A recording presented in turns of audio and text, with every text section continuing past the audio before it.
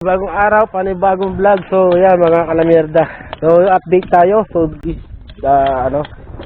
date ng aking pagpapagawa ng renovation ng aking bahay. So, bigyan ko kayo ng update. So, tingnan natin. So, yan. So, naglagay na tayo ng bakal sa taas. So, yan. Mapapansin nyo, may mga bakal na yan. Ayan, at babasagin lang tong part na to. So pagkabasag niyan, so maglalagay na rin ng bakal diyan, and then so magiging silbing patibay na rin to sa bahay na to. So may poste kasi yan, yung kadais niyan sinisinsil niyan, poste rin yan, kaya lang maliit na poste yan. So yun, nag-ano tayo ng konti dito para lang na kasama sa patibay itong bahay na to. Maliit kasi yung ano niyan, ng pinaka poste niyan. Anyway, so okay, mapapansin nyo naman, napakadalang ng bakal, as in halo-halo blocks lang talaga. So mayanig talaga pag niyayanig talaga yung bahay na yan. And yun, at dito na ulit tayo. So may ganang shoutout ko kay kay Sir TM. Yan, magandang umaga. So yan, sa mga followers ko, sa subscribers ko, at saka sa mga aking mga kaibigan niya kabarong teacher, sa mga OFW. So maraming salamat po sa panonood niyo lagi na video. So nag-live lang ako kanina, kaya hindi ako nakapag-update regarding sa pagpapagawa ko nito. Ang alikabok, tumatama sa mukha. Yun, mamaya abang na lang muna tayo ng Almeida.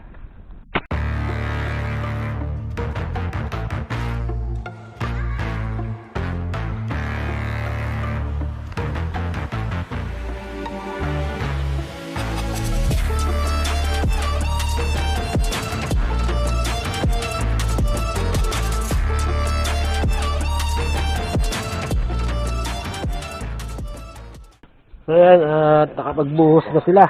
Yun, nagbuhos na sila din sa flooring, pakita natin. Nagbuhosan nila. So ito yung poste. Binuhusan na nila yan. So, makapansin nyo yan sa taas. Hanggang dun. Then, same din yung area dito sa kabila. Sa taas din. And then yung isa dito. So, lalagyan na rin yung poste. So, parilya, hinuhukay lang para pantay yung paglalagyan ng parilya sa ilalim. So, yan makikita nyo yan. So, then, sa baling taas na to, so, biga na yan, dire-diretso rin doon. Dire-diretso yan doon sa yan. Hanggang sa kanto doon. Yun, so, update ko na lang kayo mamaya ulit. At, siya maghahalo pa. Maglalagay pa ng isang bakal na andun sa may area doon sa andun nakapagpapamada pa. So parilya lang ginagawa ng church part na doon. Yun, mamaya na lang ulit mga Alamedas, medyo mainit dito. So wala naman tayong choice kundi yan, dito tumayo. So kainitan kahit mainit. Yun. At yun, sige, maraming salamat ulit. 1, 2, 3. So yan, update muna tayo mga Alamedas. So yun, papakita natin kung ano pang naging progress ng ginawang renovation ito sa bahay ko. So medyo talaga, mahirap yung proseso. Tagal talaga to kasi renovation to. Unlike sa mga ginagawa na bahay na walang bahay, magbuhukay. So mas mabilis. So katulad nitong renovation, medyo mahihirapan at medyo matagal, matiltil. O yun, so pakita natin. So yan. So yan, ito yung sa bandang so makikita nyo dyan. So yan, may buhos na yan. So nabuhusan na yan. So yung bakal diretso taas, then doon sa taas pa doon. And then add yung sa gitna. So yan. And then yun, sinopormahan na nila. Ginagawa na nila ng forma.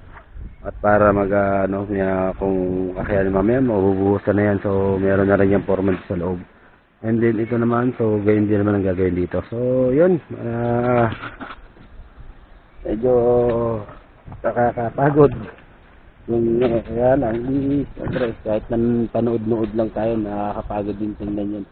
Yung trabaho yan. Kasi dati naman nga, tulad sabi ko sa inyo dati naman ako nagtatrabaho sa construction. So,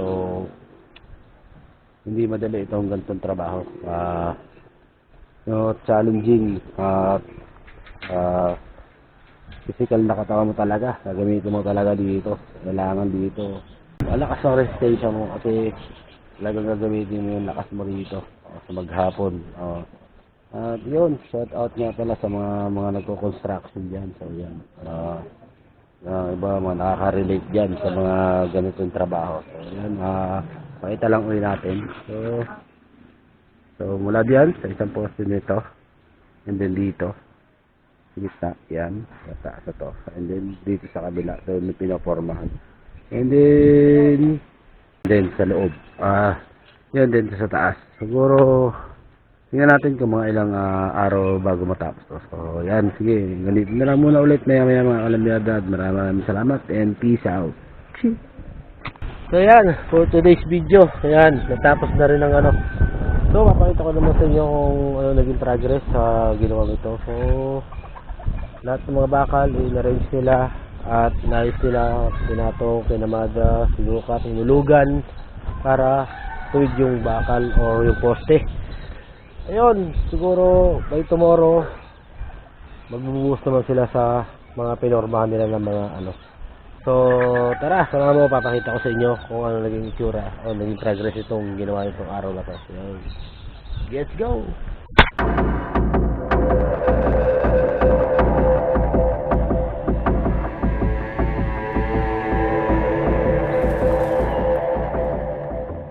So yan, maraming salamat sa lahat ng mga subscriber ko and followers ko. So patuloy niyo po ako suportahan sa ginagawa kong to. So yan, maraming salamat po. At so yun, matapos ko na yung aking konting project at nagawa ko na. So susunod, magbubuhos ako bukas at para matapos yung ibang pa then magbuhukay ako sa loob para mag-additional na poste sa loob. So maraming salamat and thank you for watching.